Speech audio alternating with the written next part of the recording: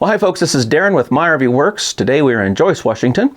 Those of you that have an Aqua Hot, you might find some value in this video. What we have here is a diesel burner, a Webasto burner. I'm gonna bring you a little bit closer.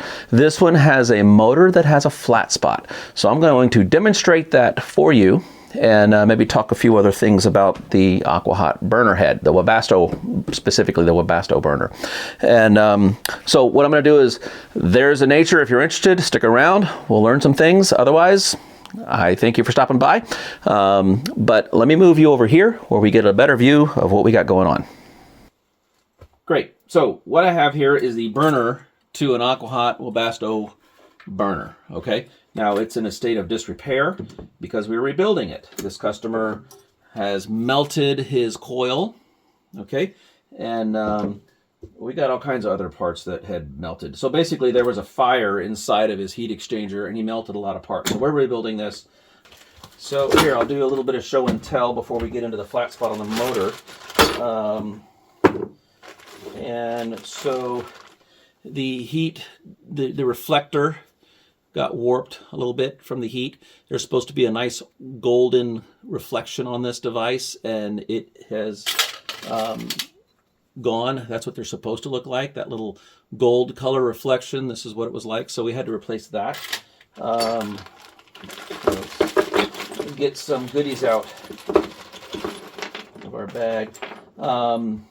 This is the photo that sees a flame, and you can see that he's melted that as well in the flame.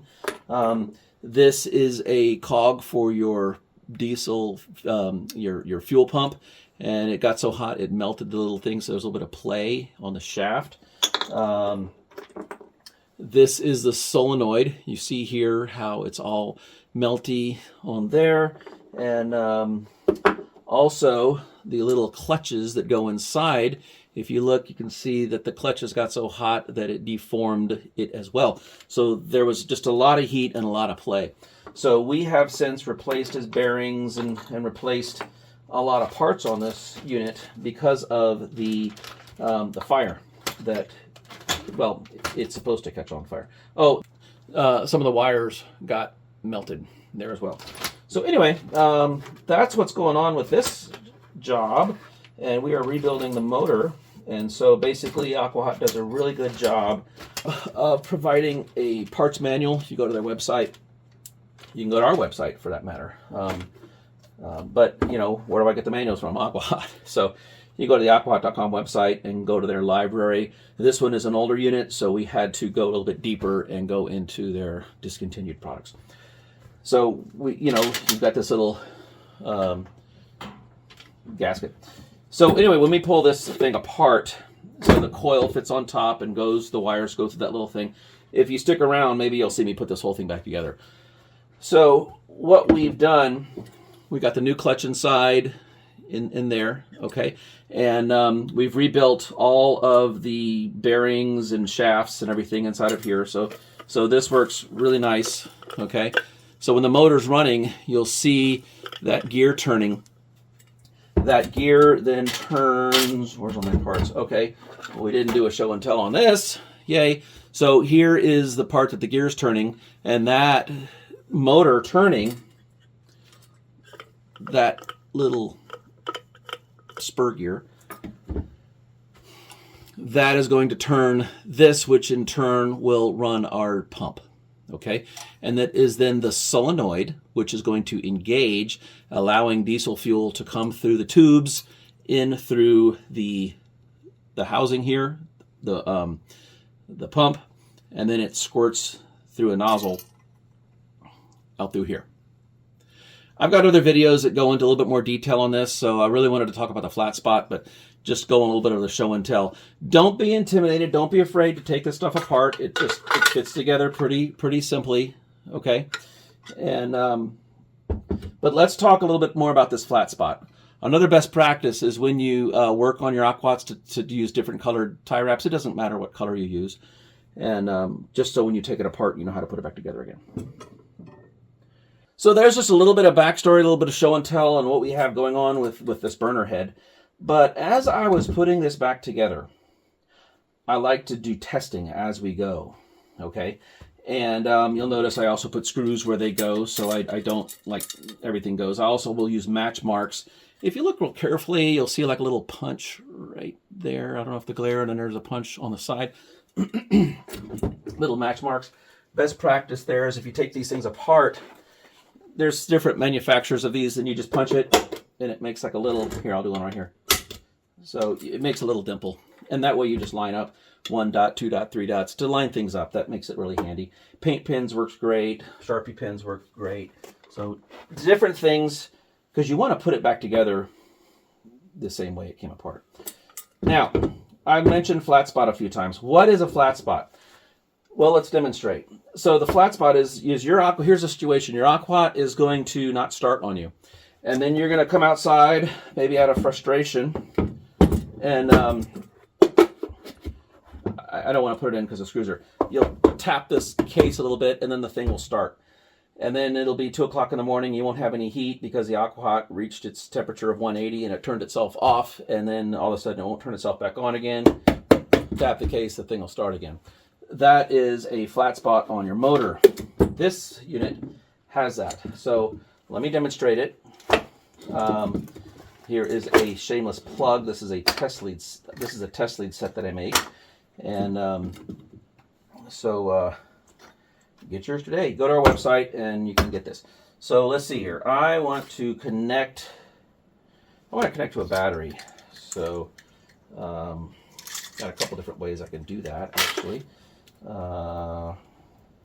Let me, and that's here. Okay, so here's the thing with this test lead set. I got all these different ways. I need to connect into that, and I think this. Okay, so wiring color codes. Brown is going to be negative, and black is going to be positive.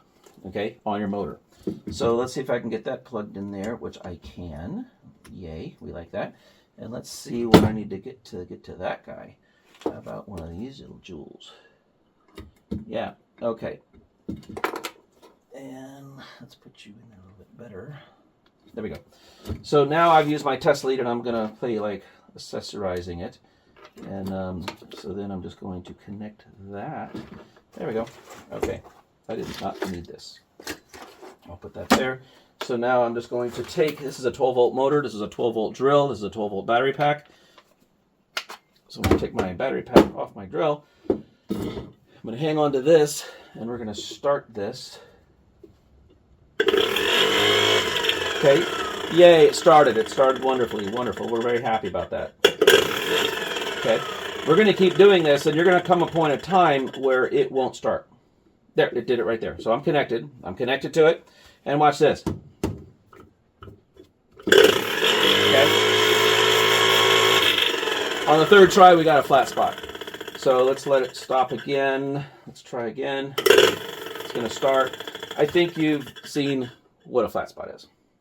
Okay, there it is again. Okay, I'm connected. And it starts.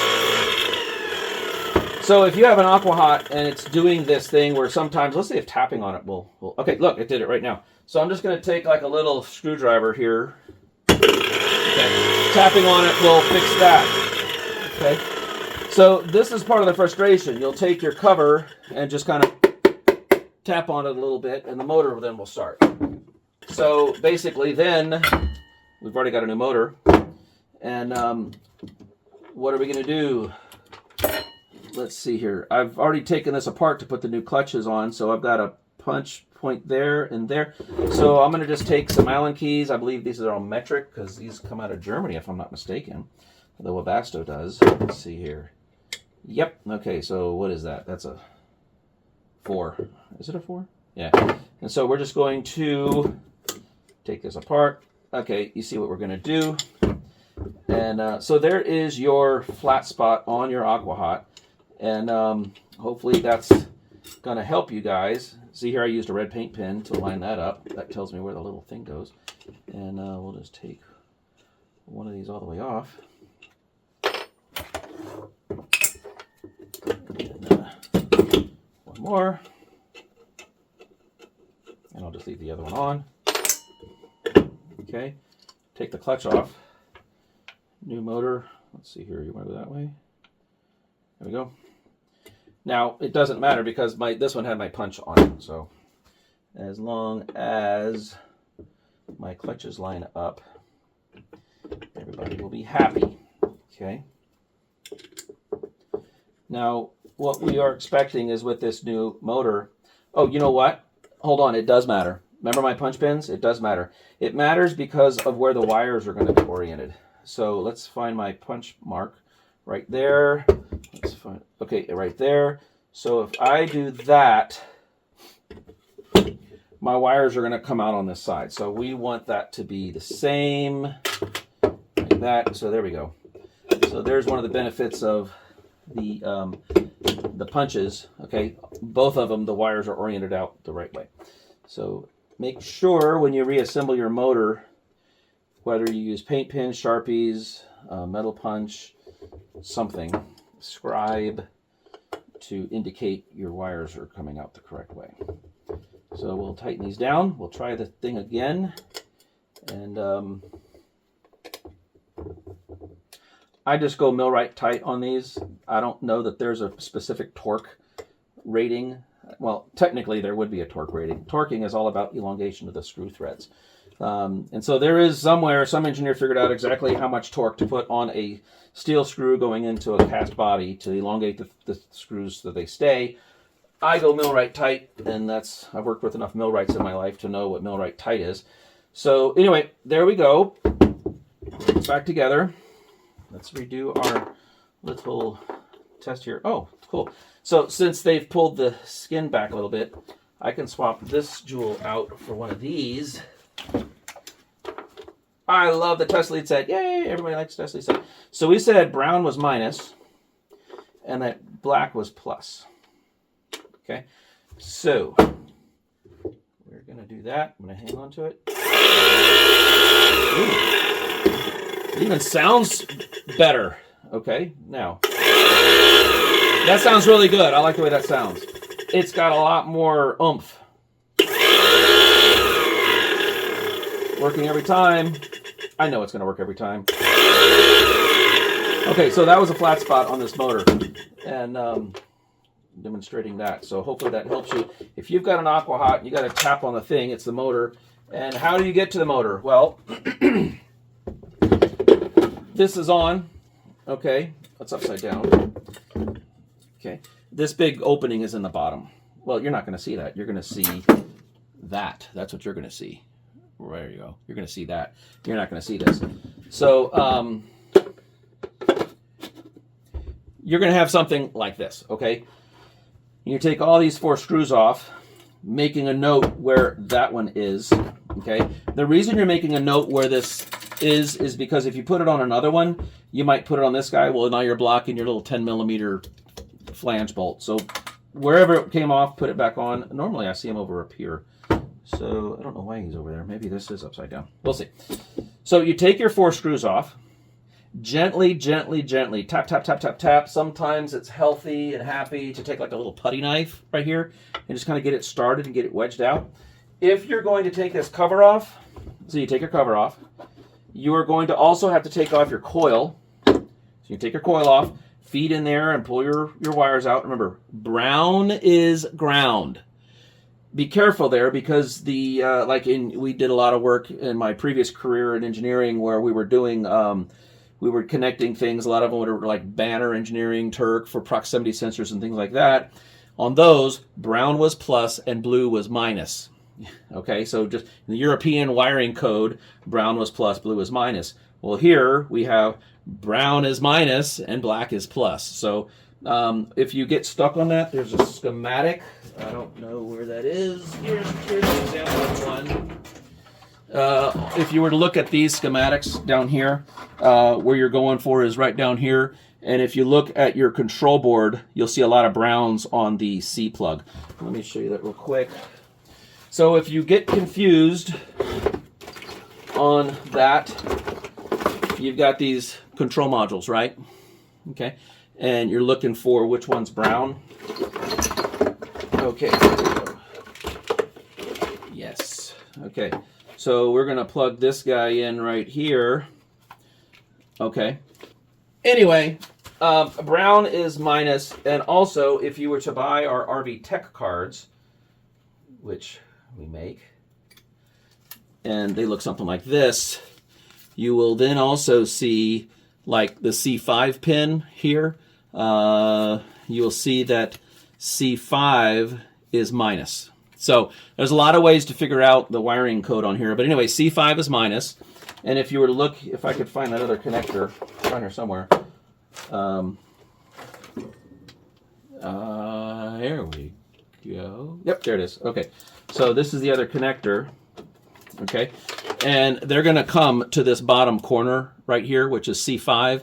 And look, all the brown wires are going to C5. Therefore, brown is minus. Okay. So we've seen it on the schematic. We see it on our connector here. Right? We see it on our RV Tech cards. So all that is to say, I was getting confused early on when I started working with Aqua Hots on the coloring codes, because in Europe, the systems and we were working on in Europe, brown was always positive. And if you make brown positive on the Aqua Hot, you're going to run into problems. So I took a moment to kind of demonstrate what that's all about. Since you guys have been with me this long, I'm going to do a bonus feature. Let me finish with the story on how to get this off. Okay. So again, that's where I was. Coil, melted, fad, brown, ground, black, positive. It's not always the case that brown is ground, but it is on the Aquas. You're going to take this off. You're going to fish your wires out and unplug that. You're going to carefully pull this off. Okay. And then that'll get you to your motor. And then you saw how easy that was. Every single time you buy a motor, every single time you pull one of these covers off, I also want you to buy one of these gaskets. We don't want air in here that's not supposed to be there. And so this one has an old gasket. So we're going to take that old gasket off. Okay. And then when we put that cover back on, we will put the new gasket back on it. Okay. We're not going to reuse these old gaskets. You saw this one. It's just breaking apart. We don't want to do that. So that's all you need to do to get to your motor. This is going to have let's take this off because you'll do your annual cleaning. So this is a 10 millimeter bolt. You're going to flip him out of the way. 10 millimeter bolt. You're going to flip him out of the way. You're going to unplug a couple of your harnesses on this thing right here. Okay. And then this comes out, and that's how you get to your motor. I want to show you what the tank looks like. That's always exciting. No one ever gets to see that. I'm going to grab a tank. They're heavy. I'm going to put it right here. Just a little bit of show and tell since you guys have been with me. Give me a second. I'm going to grab a tank. Woo! That is a very heavy tank. Okay. So what do we have here? Let's put it kind of in the orientation it would be. Okay. Everybody see this? This is the tank that's inside most of your Aqua Hots. Now, your older Hydro Hots, it's more of a round tank, and the outside of the round tank has a mastic paste, and they wrap the copper pipes around that. This one has a lot going on inside of these tanks, okay? But this is where this burner head goes. So what you're going to see is like this kind of a thing off the front of it. And I will be doing a whole other video on the tanks soon, okay? But just to show you some things, this would be your high temperature limit. This is your float. This is your control thermostat. Here we have the AC heating element. These are tubes coming out. Now this is out of the 450 DE1. Your drain, these are plugs that come out of the tank that go to your loops. Your pumps would be here. Radiator cap right there. Your stir pump would be right here. Okay. Let's spin it around to the back. This thing probably weighs 100 pounds. There's a lot going on there. Here, let me tilt this up. So here we have, let's see, engine, radiator comes, yeah, okay, so these two right here are your engine preheat loops in and out. Here's your, these two are your domestic water, domestic going in and out. And then look, they have a little temperature, I guess this would be like a thermistor, an aquastat, okay? Which is an aquastat is a thermostat that reads water, therefore it's an aquastat. So this is when water is flowing, the unit knows to turn off the loops, okay? And then that leaves the these right here. I had to put that thing down. It's heavy. So if the boiler antifreeze is leaving on the front going into the loops, it's returning here. So here's your tank. There's a lot going on with these things. What happened here is a customer did not winterize his RV and it froze. This is out of a different one. That one caught on fire. This one he didn't winterize. So we've got two in the shop right now that were not winterized. And so we send these tanks off, have them rebuilt, recertified, everything, and then they come back to us, and then we put them back in the Aqua Hots. Or if you catch your burner on fire, we can fix that too. So I don't know how much this thing weighs. I should probably weigh it, but it's heavy. So I'm going to get this thing out of my work area. Big breath. Here we go. Oh, it's at least 500 pounds. The one thing I didn't show you was on the bottom, they had an exhaust port. Okay. So we replaced the motor. We put in a new clutches. This motor sounds a lot healthier and stronger than the old one, so I'm glad that we made the call to have them order a new one. We've rebuilt all the parts, the bearings and all the little clips and all that in there.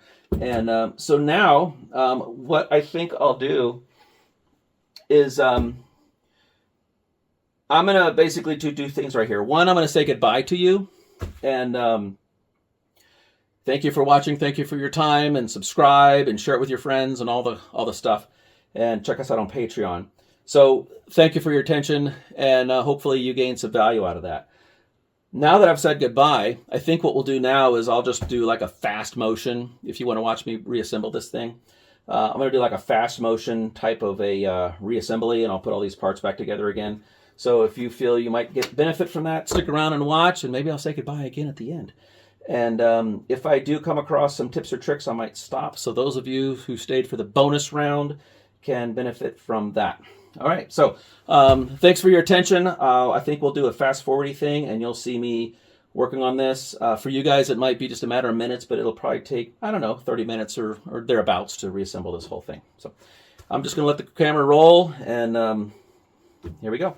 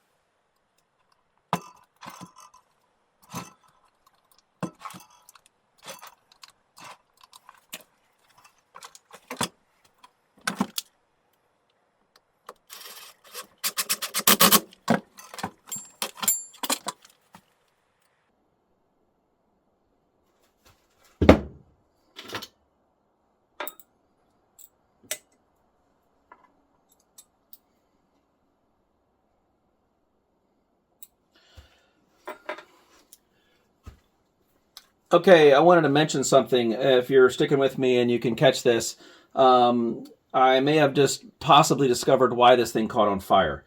So this clip is a known good clip I keep in my toolbox. Okay, but this is the clip that I just discovered that was on the Aqua Hot, and if you, it just didn't look right to me. Okay, and why? Well, maybe because I've done so many of these things that you just kind of know what's right, what's not right. So if I were to hold these two together and try to get them set right, and if you look, let me put my hand behind it so it'll focus.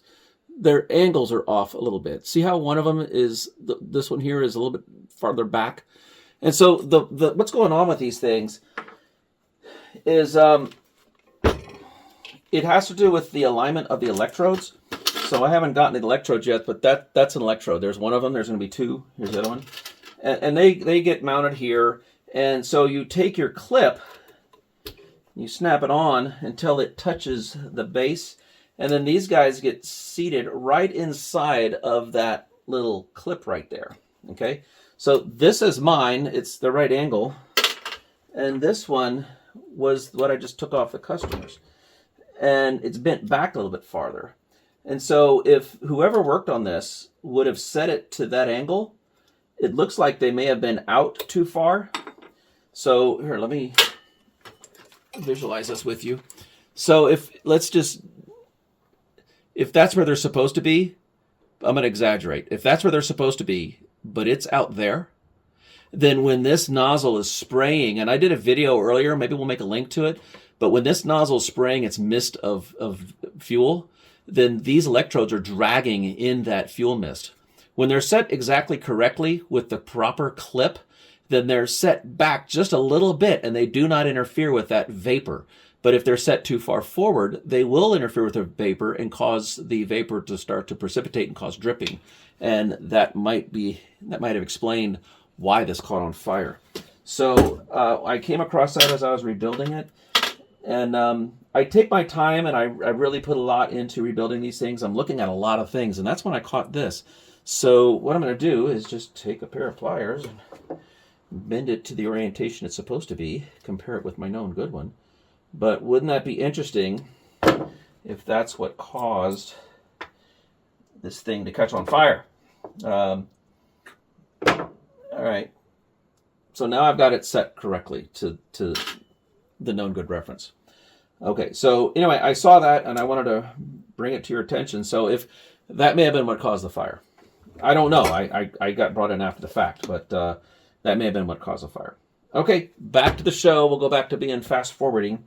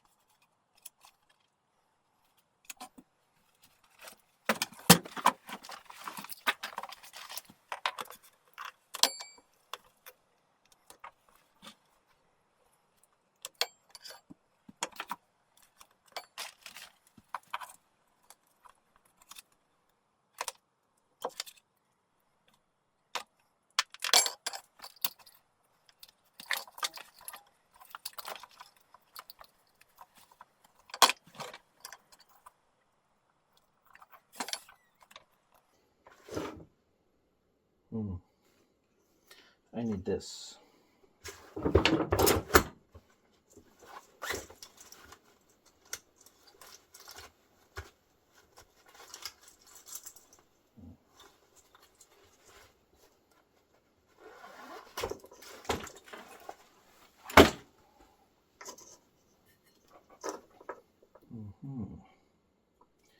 I need to clip that.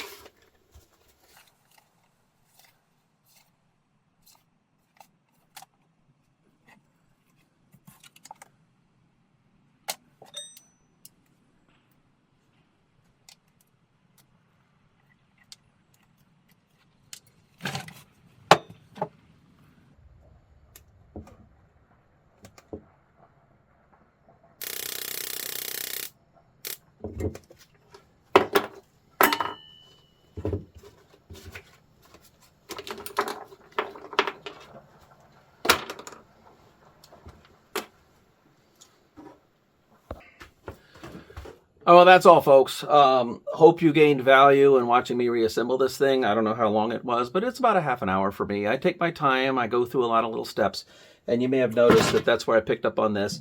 In the very end, you saw me use my test lead set, and you saw me use my RV Tech cards to test the motor and test the electrode to make sure that when I put this thing back in, it's going to work for me. So that's the benefit of having the test lead set. You saw how I was able to just kind of make it be whatever I needed it to be, and then the Tech card's going to give me the configuration that I need to do my testing. So I'm feeling really good. The only thing I haven't tested is the fuel solenoid, and actually I can do that. It's just going to be I can figure out the color coding, and then we just basically tap into the wires here. If we needed to know, again, we would just go to this schematic, which you should have this schematic, and then the fuel solenoid is right here. So it looks like it's going to be brown. Okay, brown is ground. It goes to this C5, and then the fuel solenoid is going to be purple. It looks like purple coming up to this guy right here. So if we were to grab the purple out of this conductor, then we would energize the fuel solenoid. But that's something I can do in the field when it's connected actually to fuel. So I'm gonna put this so it doesn't fall over. There we go. And so anyway, I really hope you guys gained value on that. Just figured I'd roll the camera and let you guys watch me. He had melted 2 of his grommets, so I put 2 new grommets on. But he had also melted these wires, so I made all the repairs there. And yeah, so yeah, hopefully this added value to you guys. And all right, I'll see you in the next video. I'm gonna shut down and maybe do some last minute touches on this thing. All right, see you in the next video. Bye.